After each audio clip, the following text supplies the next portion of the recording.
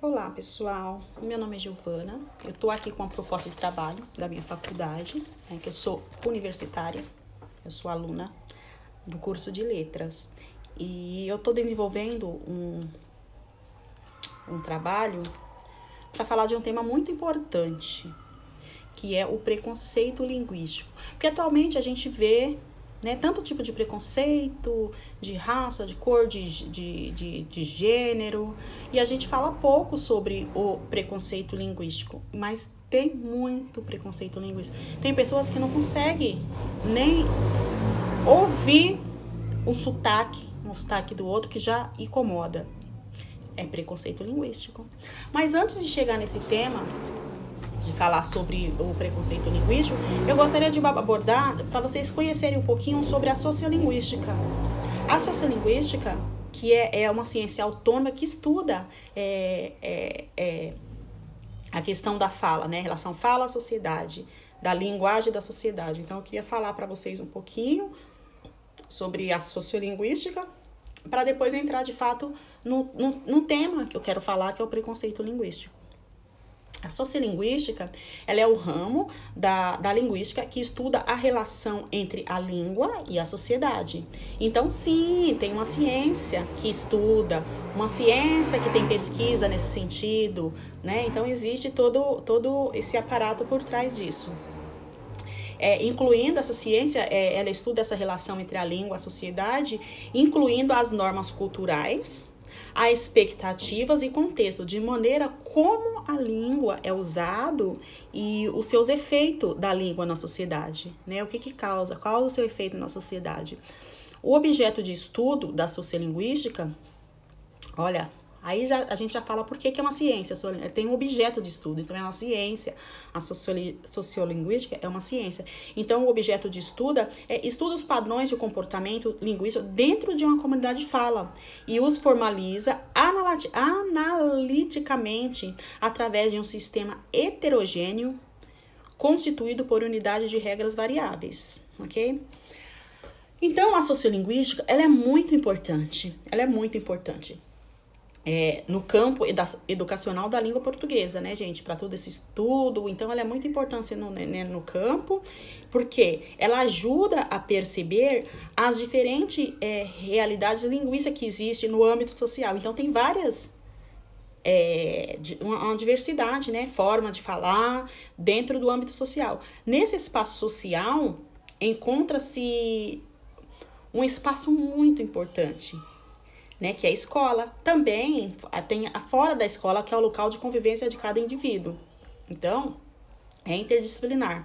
A sociolinguística, ela teve início na década de 50, com o propósito de descrever e explicar a relação entre língua e sociedade. E a sociolinguística, ela é subdividida em sociolinguística variacionista, sociolinguística interacionista e educacional. Eu não vou entrar nessa questão de falar sobre cada uma delas, né? Porque o intuito não é esse, é só para você ter um aparato para vocês conhecer que tem uma ciência que estuda essa interação, que estuda sobre a língua, a sociedade, os efeitos que causa na sociedade, né? Então, o intuito não é esse, mas eu vou só falar, caso vocês quiserem pesquisar mais a fundo, aí eu vou falar os autores para vocês, tá? A variacionista, o fundador é o William Labov. Labov, nossa, é muito conhecida no campo da sociolinguística, então, que vocês quiserem pesquisar, vocês fiquem à vontade. Tem a interacional. A interacional, ela é proposta por John J. Gumpers.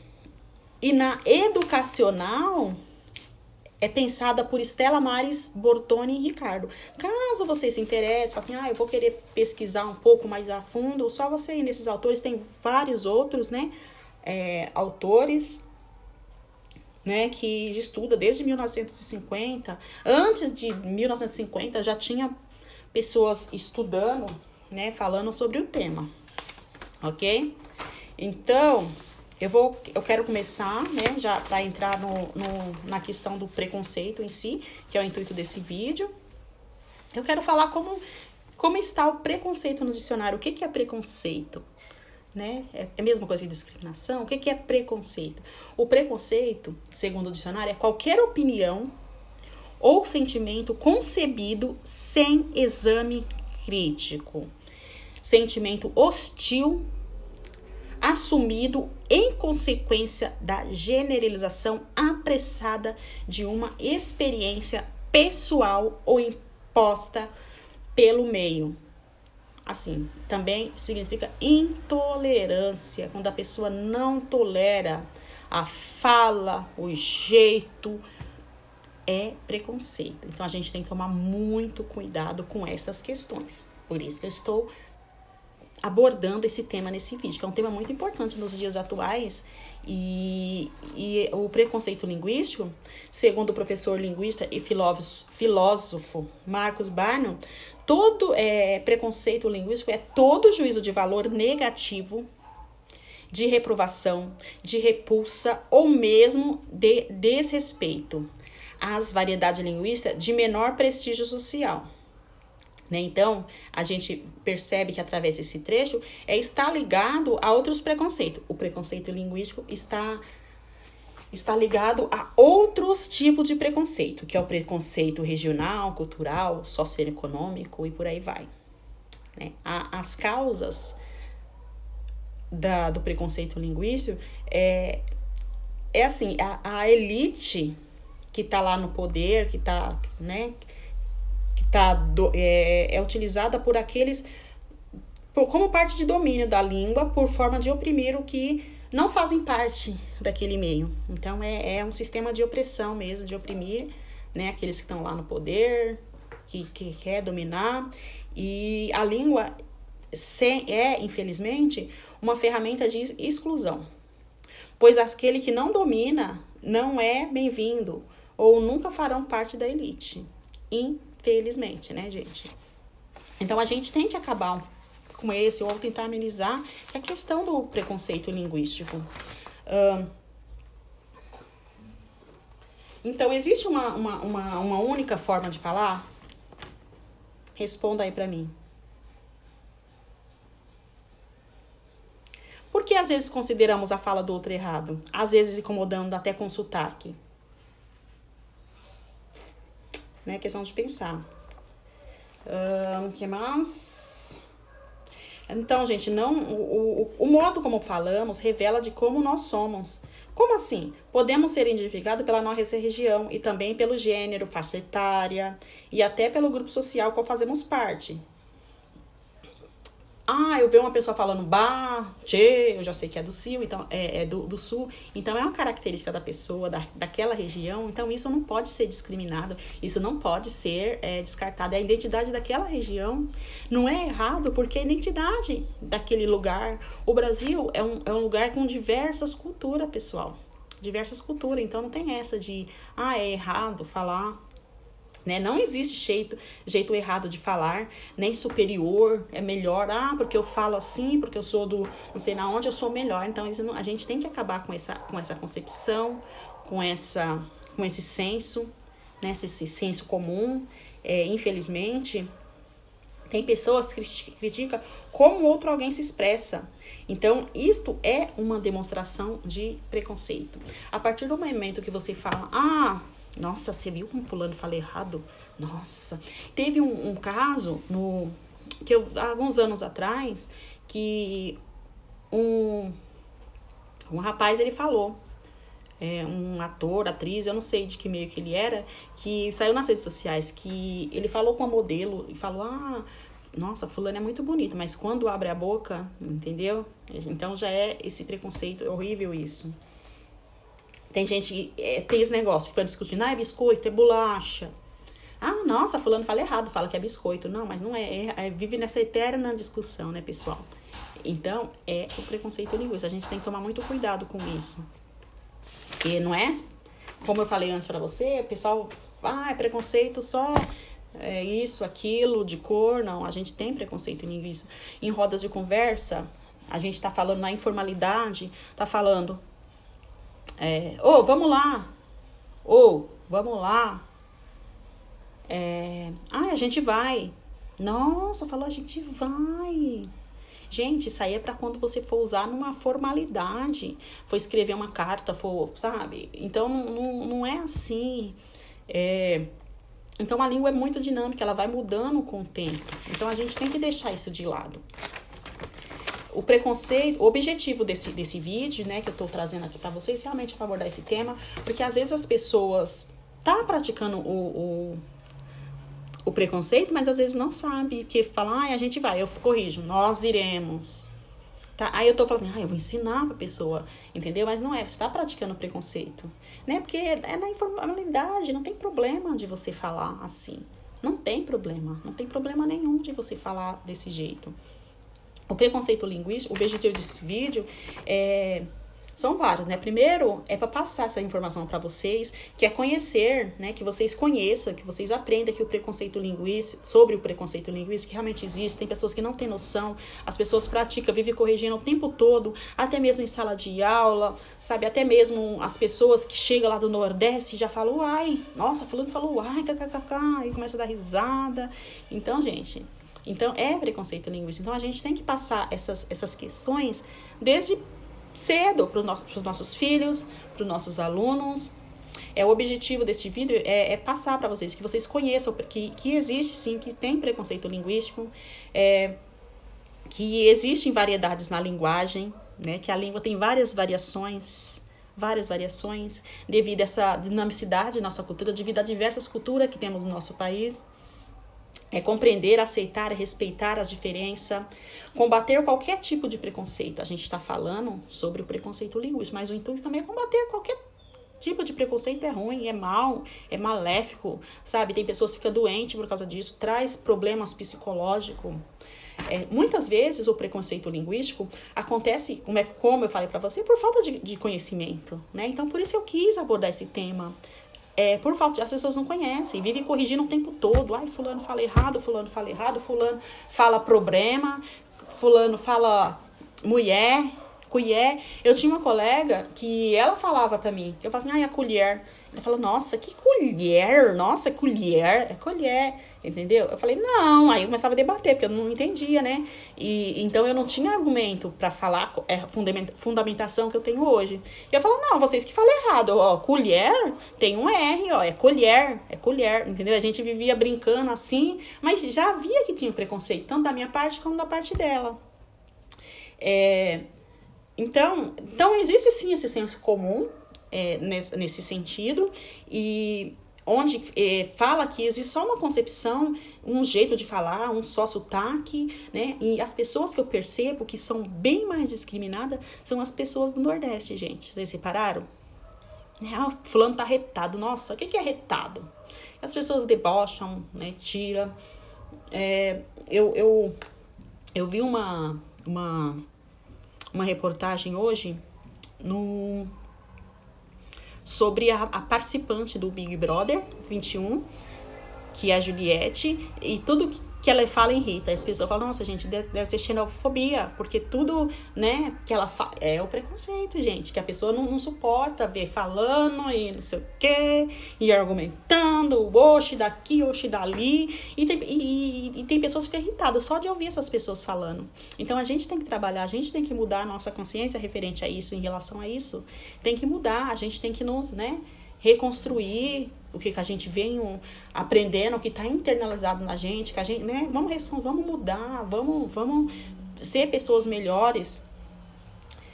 Apesar da língua padrão, tô falando, gente, aqui, que tá falando que a língua não serve para nada, a língua portuguesa, não é isso que eu tô falando. A língua padrão, ela é muito importante, né? Mas a gente não deve ter preconceito devido a essa a regionalidade sobre a nossa cultura, né? Eu não vou falar que o Joãozinho, que mora ali no Nordeste, ali em Minas Gerais, que fala uai, não sei o quê, tá errado, não. Pra que uai?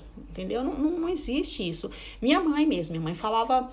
ela vinha da Bahia, lá do interior mesmo da Bahia. Então eu morria de vergonha, gente, antigamente. Então por isso que aí eu me desconstruí, né, através do estudo, das teorias e não sei o que mais, mas eu ficava morrendo de vergonha, porque ela não falava. Eu falei, mãe, fala direito. Ela falava óleo, ela falava óleo.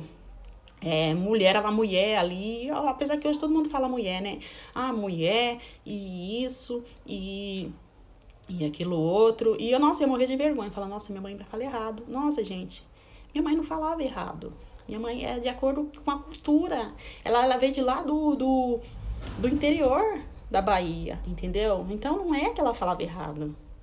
Eu até me fico emocionada assim, né? Porque minha mãe faleceu, então eu fui ter essa ideia só hoje, mas eu morria de vergonha. Entendeu? Então não precisa ter vergonha dos pais de vocês, dos avós, porque não está errado, não está errado. Certo? Porque não tem essa concepção. Tira da cabeça de vocês que existe essa questão de errado, de certo.